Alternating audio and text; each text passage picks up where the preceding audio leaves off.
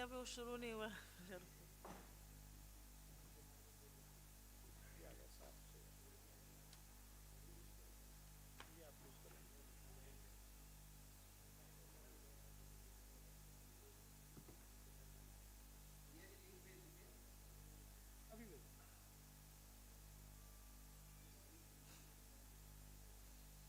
तैयार है?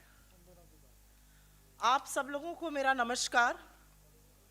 एक अत्यंत गंभीर, चिंताजनक और महत्वपूर्ण मुद्दे पर आपके सामने आए हैं। कितनी भी ध्यान बटाने की कोशिश करी जाए, राष्ट्रीय सुरक्षा से ज्यादा, हमारी भूभागीय अखंडता से ज्यादा जरूरी दूसरा कोई भी मुद्दा नहीं हो सकता है। 3 दिसंबर को आज हम लोग ये प्रेस वार्ता कर रहे हैं। आप सबको याद होगा 15 नवंबर 2022, आज से ठीक 18 दिन पहले इंडोनेशिया की राजधानी बाली में मुस्कुराते हुए, हाथ मिलाते हुए, गलबैयां करते हुए, बड़ी आत्मीयता से लाल शर्ट पहनकर प्रधानमंत्री मोदी शी जिनपिंग से, चीन के राष्ट्रपति से मिल रहे थे। 18 दिन के बाद अत्यंत व्यथित, अत्यंत विचलित करने वाली खबरें आ रही हैं और उनके मुताबिक उत्तरी डेप्सांग में, उस इलाके में जहां पर चीन ने घुसपैठ करी हुई है और उसकी घुसपैठ बरकरार है, चीन ने वहां पर 200 स्थायी शेल्टर बना लिए हैं।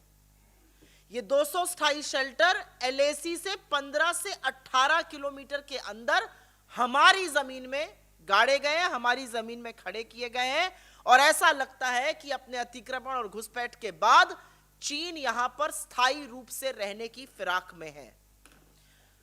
हम सबका मानना है कि यह हमारी भूभागीय अखंडता, हमारी राष्ट्रीय सुरक्षा, हमारे बॉर्डर्स की सुरक्षा के लिए बहुत बड़ा खतरा है।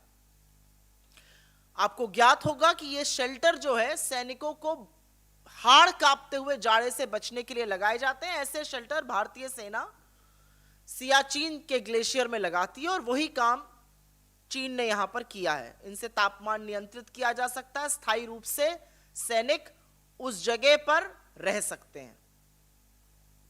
लेकिन इन तमाम विचलित करने वाली खबरों के बीच में सुई पटक सन्नाटा है मोदी सरकार की तरफ से। एक शब्द नहीं बोला जा रहा है, एक वक्तव्य नहीं आया है मोदी जी का, एक वक्तव्य नहीं आया है सरकार का, ना विदेश मंत्रालय का। इस मुद्दे पर मानो सांप सूंघ गया हो पूरी की पूरी सरकार को।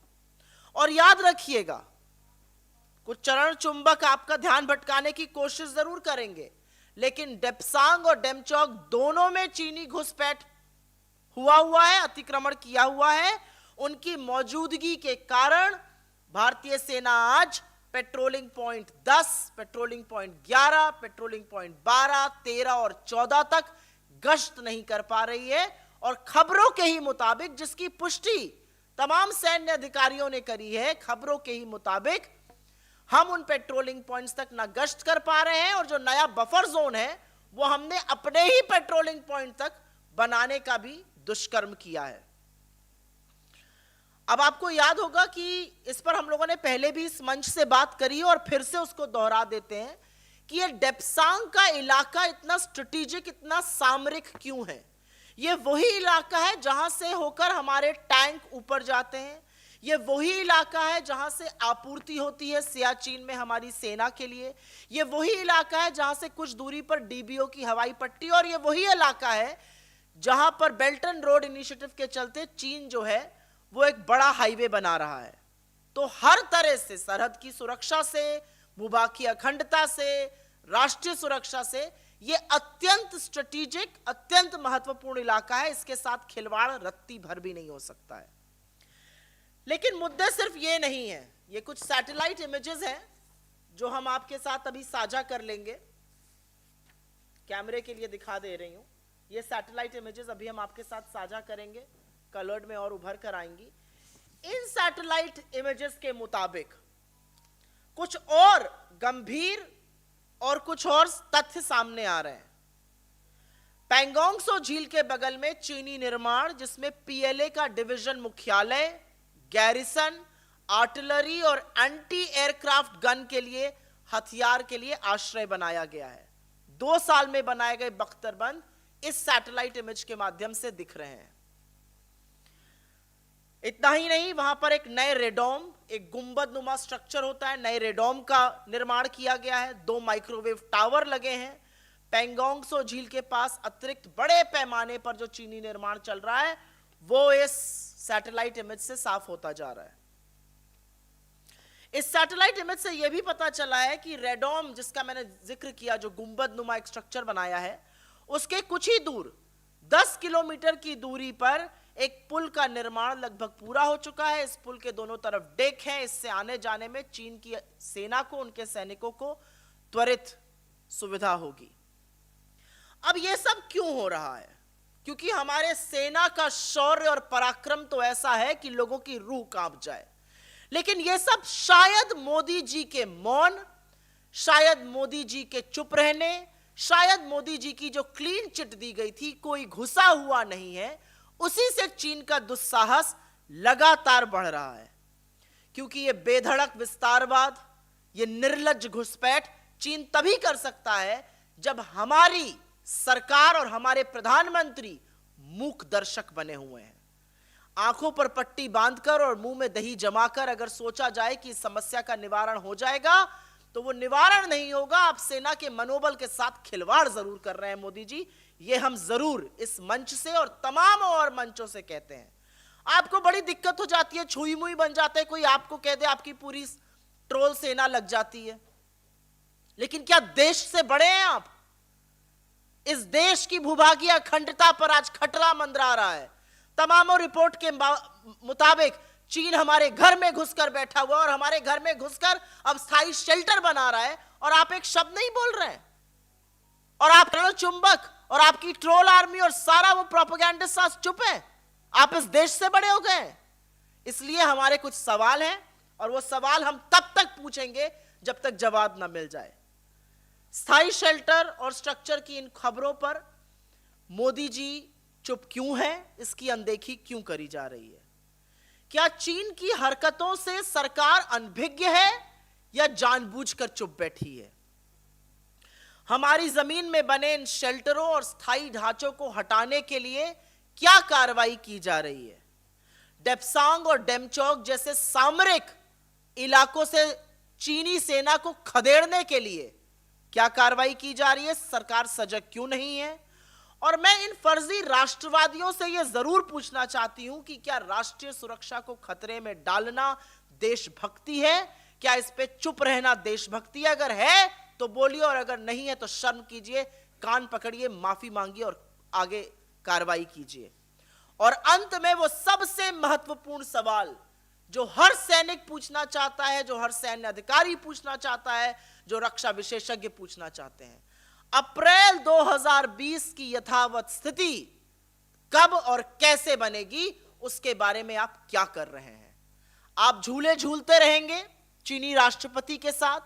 साबरमती के तटों पे आपने खूब पींगे ली, महाबलीपुरम में आपने खूब शहनाई सुनी वेष्टी पहनकर, गलबैया कर कर, अभी बाली में भी आपने सारी मान्यताओं को, हमारे 20 सैनिकों की शहादत को भुलाकर खूब गलबैया करी, लाल आंख की जगह लाल शर्ट पहनकर खड़े हो गए स्वागत में शी जिनपिंग के। लेकिन सवाल यही है कि देश की भूभागीय अखंडता के साथ जब चीन ये दुस्साहस कर रहा है तो आप चुप क्यों हैं? I will make a very brief statement in English on an extremely urgent matter. On the 15th of November, exactly 18 days back, Mr. Modi had met Xi Jinping, the Chinese head of state.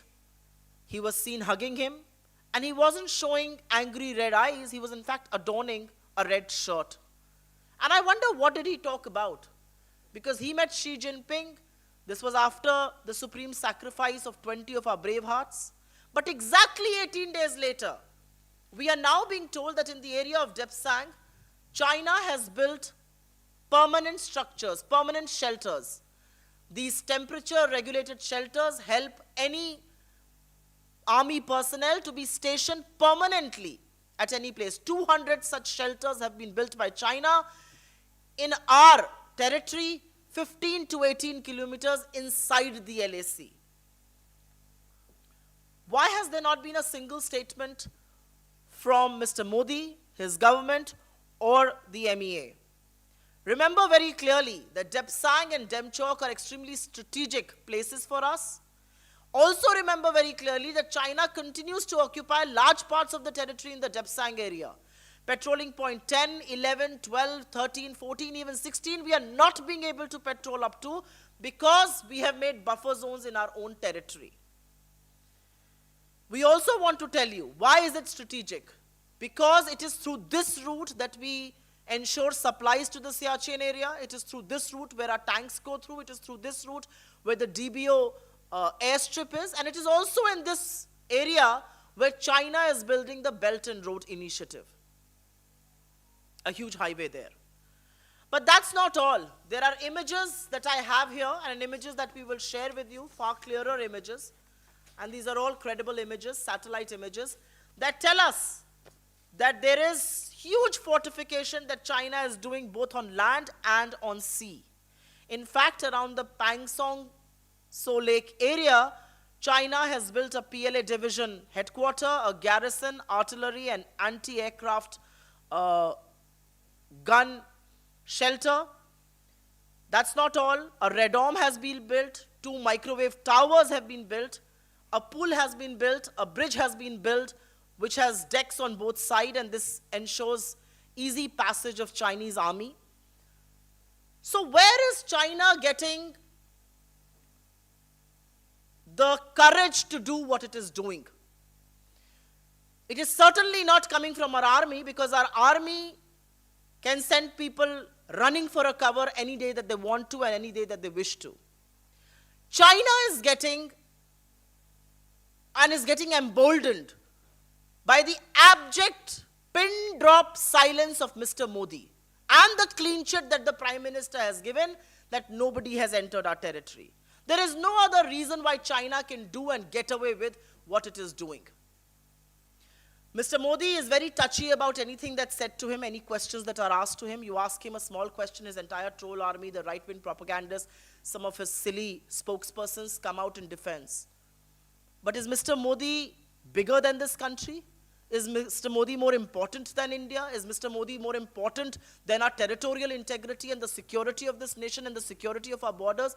Because if that is not so, then why is he quiet as China does what it does?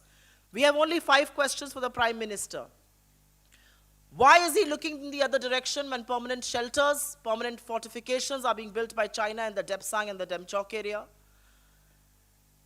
What steps are being taken to remove these structures and fortifications? What steps are being taken to push away the Chinese from the Depsang and the Demchok area? And more importantly, what is nationalism? You are so eager to issue certificates of nationalism to anybody that you warrant to. Is nationalism looking the other way and keeping your eyes shut and meeting the Chinese president with your open arms after 20 of your brave hearts have died? I think questions will be raised, and most importantly, the one question that the Indian armed forces are raising, the one question that several army personnel, past and present, are raising, defense experts are raising is, when will India return to status quo ante April 2020? And what steps are being taken to ensure status quo ante April 2020 is restored? These are important questions, and we will continue to ask them. Mr. Modi may continue to hide behind his troll army, but that will not stop us from asking these questions. हम वो कायर नहीं हैं जो चीन का नाम सुनकर चुप हो जाएंगे. हम सवाल पूछेंगे, चीन को पीछे ढकेलेंगे और आपसे जवाबदेही तय कराएंगे. Questions are welcome, please. Suomoto first.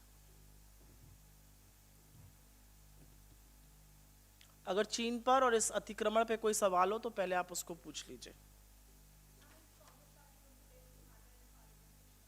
We will raise it in every fora that we have access to, including the Indian Parliament. Because I think the people of this country deserve to know what is happening in China, and the people of this country deserve to know why is Mr. Modi so conspicuously silent. प्रधानमंत्री की चुप्पी अब यह देश बर्दाश्त नहीं कर सकता है. चीन जैसे मसले पर जब प्रधानमंत्री गलबैयां कर रहे हैं शी जिनपिंग के साथ, तो यह भी बताएं कि क्या बातें करते हैं. क्यों नहीं उनसे कहते हैं कि आप हमारी टेरिटोरियल इंटेग्रिटी में दखल अंदाजी कर रहे हैं. परमानेंट शेल्टर चीन बना रहा है, प्रधानमंत्री उनको सर्टिफिकेट दे रहे हैं, कोई घुसा हुआ नहीं है। बिल्कुल इस मुद्दे को, इस मामले को हर उस फोरम पे उठाया जाएगा जहां पर हमें एक्सेस है।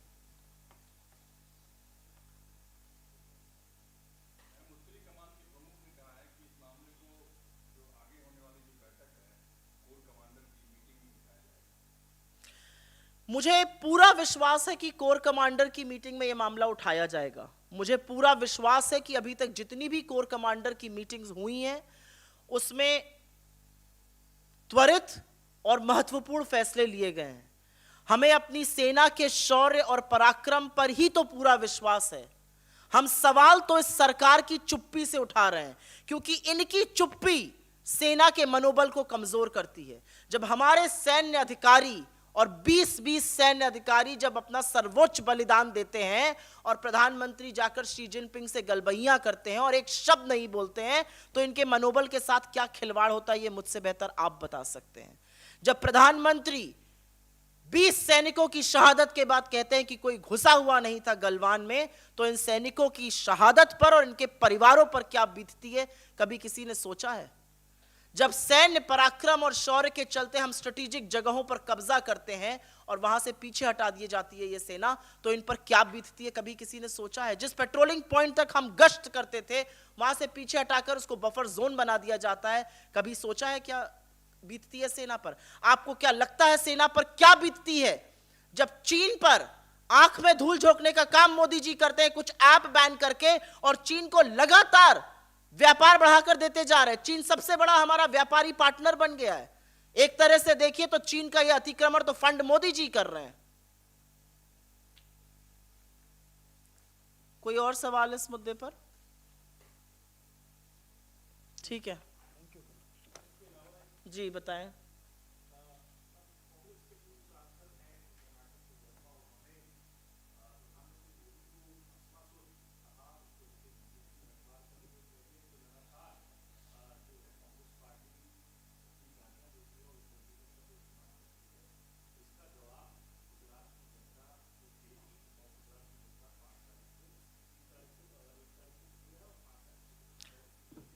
देखिए, मैं एक बात तो बहुत पते से ये बता दूं, प्रधानमंत्री हैं, उनकी हम सब इज्जत करते हैं, उनके पद की गरिमा की इज्जत करते हैं। प्रधानमंत्री भी तो अपने पद की गरिमा को बचा के रखें।